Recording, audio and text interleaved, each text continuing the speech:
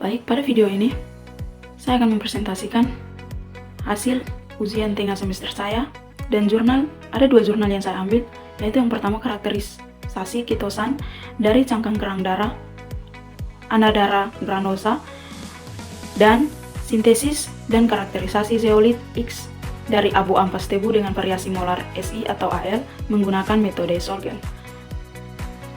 Oleh saya atas nama Delwes Wisituba dari Program Studi Kimia, Fakultas Matematika dan Ilmu Pengetahuan Alam, Universitas Tribuana, Kalabahi. Kita akan masuk pada jurnal yang pertama tentang kitosan. Langsung kita masuk pada metode penelitian. Yang pertama, bahan yang digunakan dalam penelitian ini yaitu cangkang kerang darah, NaOH, Aquades, enzim papain, dan kitosan komersial.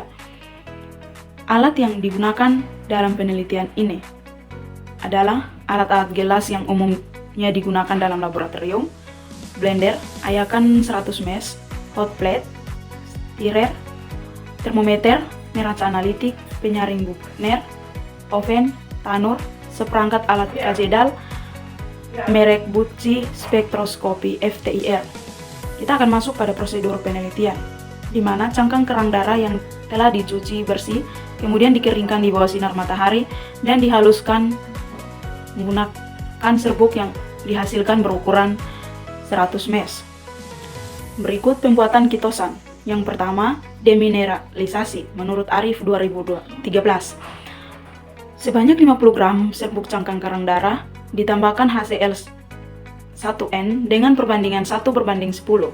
Campuran ini kemudian diaduk menggunakan magnet stirrer selama 1 jam dengan suhu 75 derajat Celcius.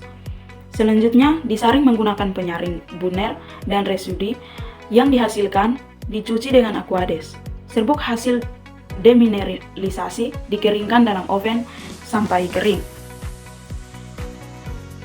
Pembuatan kitosan yang kedua yaitu deproteinasi. Tahap deproteinasi dilakukan dengan variasi jumlah enzim yaitu 1:5, 1:10, 1:15, dan 1:20, serta waktu inkubasi 1, 2, 3, dan 24 jam. Sampai hasil demineralisasi ditimbang sebanyak 3 gram, kemudian dimasukkan ke dalam masing-masing Erlenmeyer. Serbuk hasil demineralisasi disaring, dicuci menggunakan Aquades, dan dikeringkan dalam oven sampai kering. Masing-masing serbuk hasil deproteinasi diuji kadar nitrogen totalnya menggunakan metode kajedal. Yang berikut deasetilasi. Menurut Purwati 2014, serbuk hasil deproteinasi ditambahkan dengan NaOH 60% dengan perbandingan 1:10. Kemudian diaduk pada suhu 100 derajat Celcius selama 30 menit. Endapan yang diperoleh dicuci dan dikeringkan. Kita akan masuk pada karakterisasi kitosan. Yang pertama, kadar air. Uji kadar air. Sebanyak 0,5 gram kitosan dimasukkan ke dalam cawan porselin yang diketahui berat kosongnya. Kitosan kemudian di oven pada suhu 105 derajat Celcius selama 2 jam. Dimasukkan dalam desikator selama 30 menit, lalu ditimbang. Perlakuan ini dilakukan hingga berat konstan. Mendapatkan berat konstan. Kadar air dihitung menggunakan persamaan berikut. Kadar air sama dengan B1 kurang B2 per BS kali 100%. Keterangan B1 sama dengan berat awal, satuannya gram, B2 sama dengan berat akhir setelah kering, dan BS sama dengan berat sampel. Yang berikut analisis kadar abu. Sebanyak 0,5 gram kitosan dimasukkan ke dalam cawan porselin yang telah diketahui berat kosongnya. Kitosan dipijarkan dalam tanur hingga 500 derajat Celcius selama 30-45 menit. Kemudian dinaikkan menjadi 900 derajat Celcius selama 60-90 menit. Kitosan yang telah diabukan dimasukkan ke dalam desikator hingga suhu ruang, lalu ditimbang beratnya.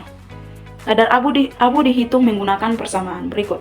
Kadar abu sama dengan B2 kurang B1 per BS kali 100%. Keterangan B1 sama dengan berat cawan dengan satuan gram, dan B2 sama dengan berat sampel tambah cawan setelah diabukan, dan BS sama dengan berat sampel. Akan masuk pada analisis menggunakan spektroskopi FTIR. Kitosan yang diperoleh diuji menggunakan spektroskopi FTIR. Peak yang dihasilkan dibandingkan dengan peak kitosan komersial. Berdasarkan peak yang diperoleh, dihitung derajat deasetilasinya dengan membandingkan absorbansi panjang gelombang gugus amida 1650 sampai 1500 cm pangkat 1 dengan absorbansi panjang gelombang gugus amina 3750 sampai 3000 cm pangkat 1. Derajat deastilasi kitosan dihitung menggunakan persamaan berikut. DD sama dengan 1 kurang A 1655 per A 3450 X di X 1 per 1,33. Pada gambar yang di slide itu adalah gambar cangkang karang darah dan hasil serbuk cangkang karang darah. Baik, kita akan masuk pada hasil FTIR,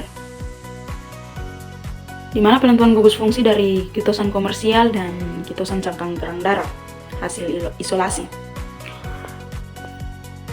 Yang pertama, pada panjang gelombang 3435,31 terdapat gugus fungsi OH dan NH. Dan pada panjang gelombang 1449,04 terdapat gugus fungsi CO. Dan pada panjang gelombang 1119,06 terdapat gugus fungsi CN. Dan pada bilangan gelombang 873,27 terdapat gugus fungsi CH. Yang berikut kitosan komersial. Pada panjang gelombang kitosan komersial 3434,84 terdapat gugus fungsi OH dan juga NH. Dan pada panjang gelombang 1251,18 terdapat gugus fungsi CO. Sedangkan pada panjang gelombang 1150,22 terdapat gugus fungsi CN, dan pada panjang gelombang 893,96 terdapat gugus CH.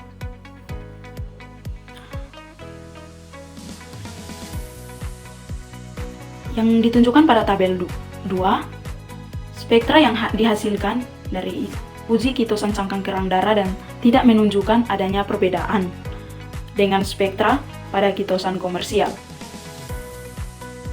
Tidak ada perbedaan tersebut, artinya diartikan bahwa kitosan cangkang kerang darah dengan kitosan komersial memiliki struktur yang sama karena bilangan gelombang berada pada kisaran yang sama. Dapat kita lihat pada spektral dan juga tabel tersebut. Standar mutu derajat desetilasi menurut laboratorium, proton adalah lebih besar 70%. Berdasarkan hasil analisis FTIR pada gambar 6 ini, dapat diketahui bahwa kitosan hasil isolasi cangkang kerang darah memiliki derajat deastilasi sebesar 91,7%. Baik, kita akan masuk pada jurnal yang kedua tentang zeolit. Kita akan masuk pada metode penelitian. Bahan yang digunakan dalam penelitian ini yaitu ampas tebu sebagai sumber silika, aquades, natrium hidroksida yang digunakan yaitu NaOH 99,5%, aluminat Al2O3 sebagai sumber alumina, dan kertas saring. Serta alat yang digunakan dalam penelitian ini yaitu seperangkat alat gelas, neraca analitik, botol hidrotermal, pengaduk magnet, spatula, hot plate, corong Brunner, oven, cawan porselin, botol aquades, sentrifuge, stopwatch, pH universal, spektroskopi UV vis, blender, shaker, FTIR, dan XRD. Rancangan penelitian. Penelitian yang dilakukan untuk mensintesis zeolit X dan mengetahui karakter zeolit X hasil sintesis dari ampas tebu menggunakan metode Sol-Gel dengan variasi rasio molar Si atau Al. Sintesis zeolit X ini menggunakan metode dari Masoudia DKK 2013 yang menggunakan komposisi molar 4,5 Na2O X AlO2 3 SiO2, 315 H2O. Nilai X merupakan variasi rasio molar Si atau Al sebesar 1:1,5 dan juga 2. Kemudian distirrer selama 30 menit, lalu direndam selama 1 jam pada suhu ruang dan dikristalisasi pada suhu 75 derajat Celcius selama 4 jam dalam oven. Selanjutnya, padatan yang terbentuk dikeringkan dalam oven selama semalam pada suhu 120 derajat Celcius. Zeolit X hasil sintesis akan dianalisis kristalisasinya menggunakan XRD, kemudian dianalisis dengan menggunakan FTIR, lalu dianalisis luas permukaannya menggunakan metode adsorpsi Maitland Blue. Kita masuk pada tahap penelitian. Tahap yang dilakukan dalam penelitian ini adalah sintesis zeolit X, kemudian dilakukan karakteristik menggunakan XRD, FTIR, dan analisis luas permukaan menggunakan metode absorpsi Maitland Blue. Namun pada video ini saya akan menggunakan FTIR, XRD-nya saya tidak gunakan. Kita akan masuk pada prosedur penelitian. Prosedur yang pertama yaitu sintesis zeolit X dari abu ampas tebu menurut Masoidiak DKK 2013. Prekursor awal dibuat dengan mencampurkan 8,083 gram SiO2, 7,2362 gram NaOH, 6,12 gram Al2O3, 4,08 gram Al2O3, 1,5 menggunakan 3,06 gram Al2O3, dan 2 menggunakan 107,266 gram H2O.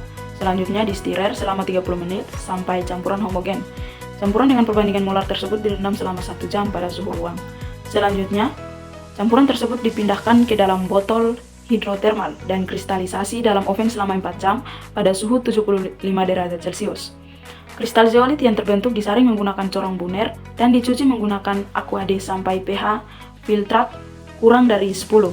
Kemudian, padatan zeolit dikeringkan pada suhu 120 derajat Celcius selama semalam dalam oven. Selanjutnya, produk sintesis dilakukan karakterisasi. Kita akan masuk pada proses karakterisasi. Yang pertama, analisis. Pada karakterisasi ini kita akan membahas tentang analisis for trans-infrared, yaitu FT, disebut sebagai FTIR. Karakterisasi dengan FTIR dilakukan terhadap zeolit X hasil sintesis variasi rasio molar Si atau Al 1,5 dan juga 2. Mula-mula cuplikan dihaluskan hingga menjadi serbuk yang halus menggunakan mortal dari batu agate dengan campuran padatan KBr. Kemudian ditempatkan pada preparat dan dipres dengan alat pengepres untuk membentuk pelet. Selanjutnya ditempatkan pada sampel holder dan dianalisis menggunakan FTIR. Baik, kita akan masuk pada hasil spektrum FTIR zeolit X rasio molar SiAl dengan 3 variasi, yaitu yang dengan variasi pertama dan 1,2 dan juga 2. Panjang gelombang 3445, terdapat gugus fungsi OH. Dan pada panjang gelombang 2361 terdapat gugus fungsi SiH, dan pada panjang gelombang 1644 terdapat gugus fungsi HOH, dan pada panjang gelombang 1033 terdapat rantangan asimetris TO internal, dan pada panjang gelombang 672